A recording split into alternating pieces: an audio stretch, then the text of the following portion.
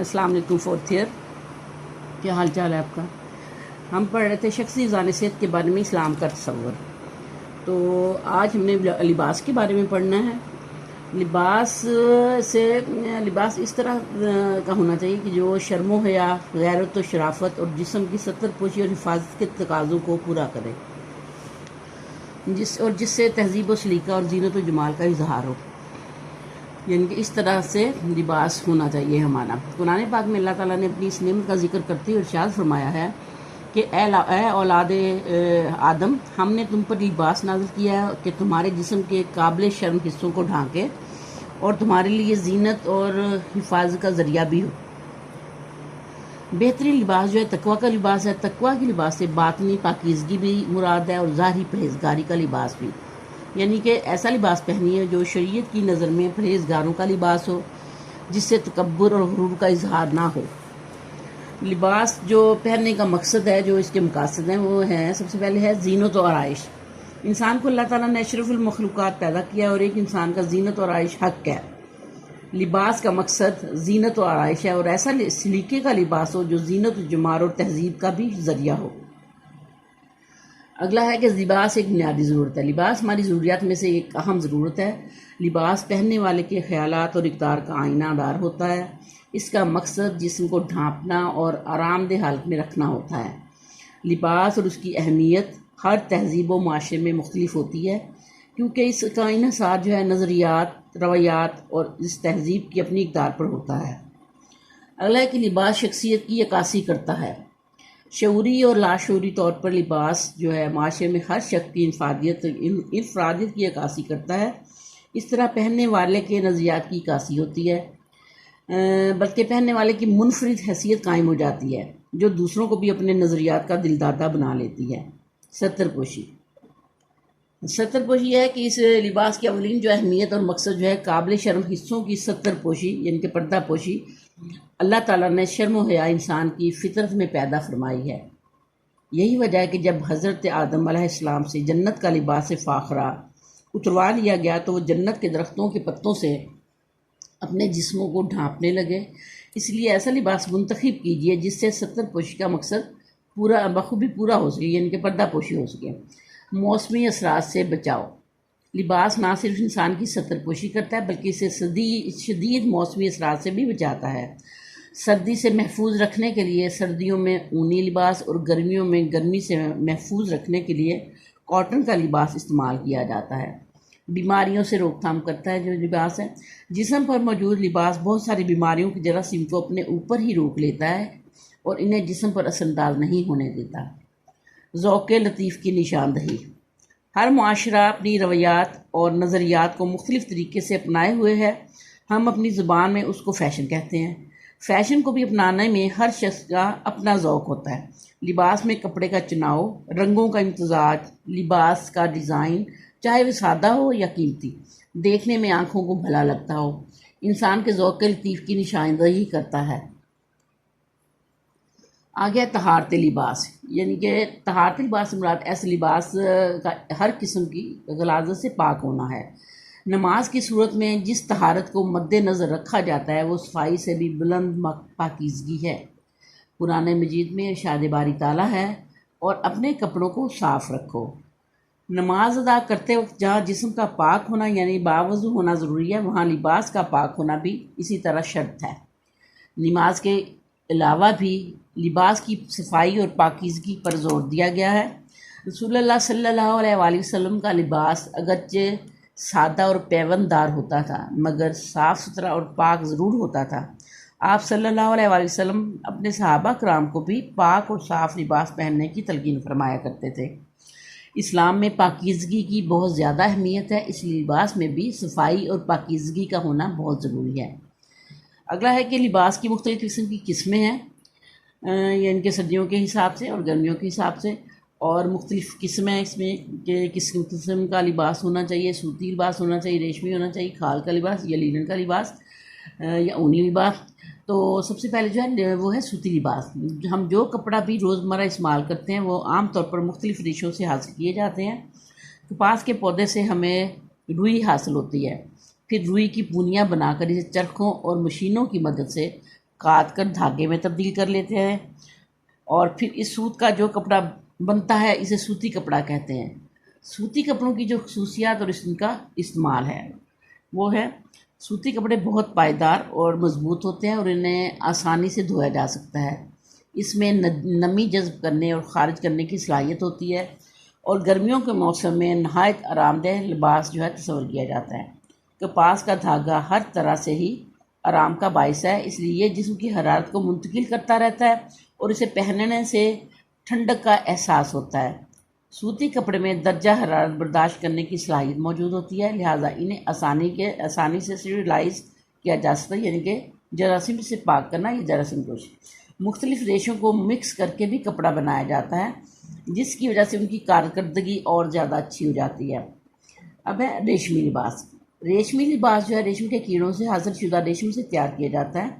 रेशम का कीड़ा अपने लुआब से जो गोला या कोकून रेशम का धागा बनाता है उसके तारों से बनता है। रेशम का कीड़ा शहतूत का पत्ता खाकर बढ़ता है और अपनी शक्ल तब्दील कर लेता है। वो अपने इर्द गिर्द एक तार लपेटता रहता है जिससे कोकून की शक्ल बन जाती है। इस कोकून पर से रेशम की तहें उतारकर रेशे को बल देकर कपड़ा तैयार किया जाता है। आगे रेशमी कपड़ों की खसूसियात और उसका इस्तेमाल जो है। रेशम का कपड़ा बेहतरीन, बारीक, लचकदार और काफ़ी मजबूत होता है। इसमें खींचने और सिकुड़ने की सलाहियत जो है मौजूद होती है, खासियत मौजूद होती है। रेशम जो है नमी को जज़ब तो कर लेता है मगर ये गैर मुसल हरारत है, यानी कि हरारत को जज़ब नहीं करता। इसका रेशा जो है धूप और पसीने से कमज़ोर पड़ जाता है। अगर ज़्यादा देर धूप में रखा जाए तो रेशम पीला पड़ जाता है। रेशम पर रंग करने से इनकी जो है चमक में इजाफा और रंग में गहराई का एहसास होता है। अगला लिबास है ऊनी लिबास। ऊन भेड़ों से हासिल की जाती है। इसके अलावा ऊँट, बकरियाँ और इस किस्म के दूसरे जानवरों के बाल भी रेशों के तौर पर इस्तेमाल होते हैं। अगला है ऊनी कपड़ों की खसूसियात और इस्तेमाल। लिबास में पसीना जज़ब करने की सलाहियत मौजूद होती है। ये जिस्म में मौजूद हरारत को ज़ाया नहीं होने देता। ऊनी लिबास वज़न में बहुत कम होता है। ज़्यादा धोने से ऊनी लिबास में जज़ब करने की सलाहियत कम हो जाती है। ज़्यादा दफ़ा धोने से ऊनी लिबास अपनी खूबसूरती जो है खो देता है। अगला है चमड़े का लिबास। चमड़े का लिबास जो है बर्फ़ानी इलाकों और शदीद सर्द इलाकों में पहना जाता है। यह लिबास जानवरों की खालों से तैयार किया जाता है। ये लिबास बहुत ज़्यादा गर्म होता है, लेकिन ये लिबास महंगा भी होता है।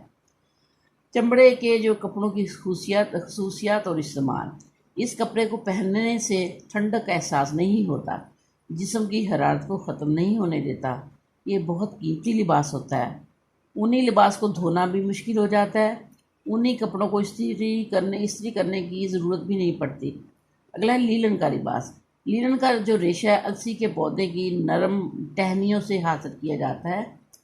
इसका जो पौधा है बीज से लगाया जाता है और इसकी काश नहायत घनी की जाती है ताकि पौधे ज़्यादा शाखें ना बनाएं। लिनन के कपड़े की बुनाई हमेशा ताने और बाने की बुनियाद पर की जाती है। लिनन के कपड़ों की खसूसियात और इस्तेमाल। लिनन का कपड़ा जो है मोटा, मजबूत और उम्दा किस्म का होता है। लिनन का रेशा लंबा और चमकदार होता है। लिनन आसानी से पानी जज़ब कर लेता है और सूख भी जल्दी जाता है। लिनन जो है मजबूत और पायदार कपड़ा और भीगने से ये कपड़ा और ज़्यादा मजबूत हो जाता है। इसमें सिकुड़ने और खींचने की सलाहियत बहुत कम होती है। अब अगला जो है लिबास के लिए हमने कपड़े के इंतखाब के बारे में जो चंद असूल है उसको देखना है कि लिबास के लिए कपड़े की जब ख़रीदारी करते हैं उनको उस वक्त किन बातों का हमें ख्याल रखना चाहिए। सबसे पहले तो यह है कि रोज़मर्रा पहनने के लिए कपड़ा दरकार है। जो रोज़मर्रा हम कपड़ा पहनते हैं उसके मुताबिक हमने कपड़ा लेना है। क्या बच्चों के यूनिफॉर्म बनाने हैं, क्या शादी ब्याह के लिए कपड़ा ख़रीदना है, क्या किसी मखसूस तकरीब के लिए ख़रीदना है। इन तमाम बातों को जहन में रखते हुए कपड़े की ख़रीदारी के लिए भी चंद जो नुकात हैं, चंद नुक्ते हैं, उनको जहन में रखना ज़रूरी है, रखना चाहिए उनको जहन में। शख्सियत के एतबार से कपड़े का चुनाव। कपड़ों को लेते वक्त इस बात को जहन में रखना चाहिए कि हम किस शख्सियत के लिए कपड़ा ख़रीद रहे हैं। लिबास ऐसा होना चाहिए जो आपकी शख्सियत को उजागर करने में मदद करे। अगर किसी की शख्सियत हंसमुख और शौक है तो उनके लिए शौक रंग मुनासिब रहते हैं। इस तरह खामोश और मतीन तबीयत के लिए हल्के और सादा डिज़ाइन सही रहते हैं। लिबास के इस्तेमाल के एतबार से कपड़े का चुनाव जो है, लिबास के इस्तेमाल को जहन में रखते हुए अगर कपड़े की ख़रीदारी की जाए तो बहुत फ़ायदा मंद होता है। कपड़े के इस्तेमाल से मुराद कपड़ा किस तकरीब के लिए ख़रीदा जा रहा है। मसलन अगर ईद या शादी के लिए बनाना है तो शौक और फैंसी कपड़े ख़रीदे जा सकते हैं। इस तरह अगर घर के इस्तेमाल के लिए ख़रीदा जाए तो कपड़े का मजबूत होना ज़रूरी है। मौसम के एतबार से कपड़े का चुनाव, लिबास तैयार करते वक्त अगर इस इलाके के मौसम को जहन में रखा जाए जहाँ ये लिबास इस्तेमाल होना है या जहाँ ये पहनना है तो इसके चुनाव में बहुत आसानी होती है। मौसम सरमा में ऐसे लिबास का इंतखाब किया जाए जिसको पहनने से जिस्म गर्म रहे, क्योंकि जिस्म की मुनासबत से बाहर का दर्जा हरारत बहुत कम होता है। गर्म मौसम में हल्के फुल्के लिबास का इस्तेमाल किया जा सकता है। बजट के एतबार से लिबास का चुनाव, लिबास किसी भी मौसम के लिए बनाया जाए ज़रूरत इस बात की होती है कि कपड़े की ख़रीदारी करने से पहले ख़ानदान में मौजूद तमाम अफराद के लिए लिबास की ज़रूरत का अंदाज़ा लगाया जाए। हो सकता है हमारा बजट इस बात की इजाज़त ना दे कि सब अफराद के लिए एक वक्त में ख़रीदारी की जाए, इसलिए सबसे पहले काम की नौइयत को जहन में रखा जाए।